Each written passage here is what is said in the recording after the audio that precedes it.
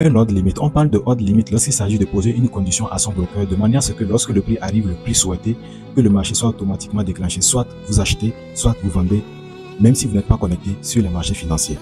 Ça fait partie de l'algorithme trading. Revenons simplement sur le graphique pour qu'on vous explique clairement ce que c'est qu'un ordre limite. Alors, lorsque nous prenons le buy limit, dans quel cas est-ce qu'on parle de buy limit? On parle de buy limit lorsque le marché est en train de descendre. Et vous savez très bien que une fois le marché arrivé à ce niveau, ça va commencer par monter. Donc, vous placez un buy limit à ce niveau. Et pourtant, le marché est en train de descendre. Une fois le prix atteint là, automatiquement le buy limit commence. Le sell limit, dans quel cas est-ce qu'on parle de sell limit? On parle de sell limit lorsque le marché est en train de monter. D'accord?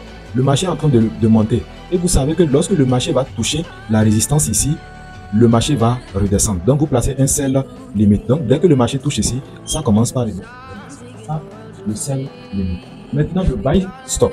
Dans quel cas est-ce qu'on parle de buy stop? On parle de buy stop lorsque le marché est en train de monter.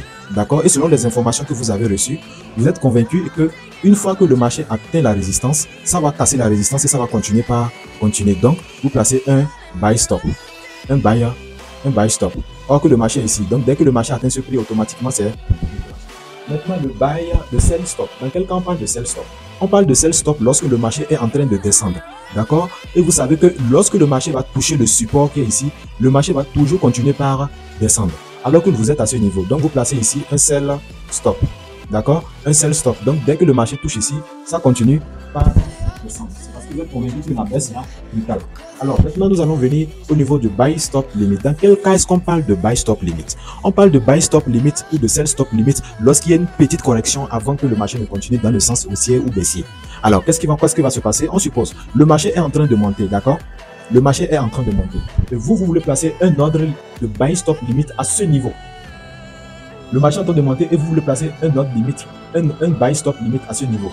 Donc, qu'est-ce que vous faites? Vous placez quand même le buy stop limit à ce niveau. Buy stop limit à ce niveau.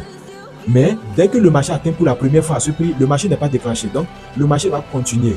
Vous savez qu'il y aura une petite correction une fois que ça atteint au niveau d'une résistance donnée. Ou peu importe la résistance. Dès que le marché monte et que ça rechute, et que ça vient toucher votre prix une deuxième fois, automatiquement le buy stop est déclenché et le marché continue le sens ici. Ça, c'est le buy stop limit. Maintenant, revenons au sell stop limit. C'est quoi le sell stop limit? On parle de sell stop limit lorsque le marché est en train de descendre. D'accord? Le marché est à ce niveau. D'accord? Et vous voulez placer une position de sell stop limit à ce niveau. Mais vous savez que le marché va probablement corriger au niveau du support qui est là. Donc, qu'est-ce que vous allez faire? Vous placez quand même le sell stop limit à ce niveau. Donc, dès que le marché arrive pour la première fois ici, ça ne déclenche pas encore la position. Donc, ça revient, ça touche un support ou peu importe le support. Ça revient une deuxième fois sur votre prix d'achat, sur votre prix de vente.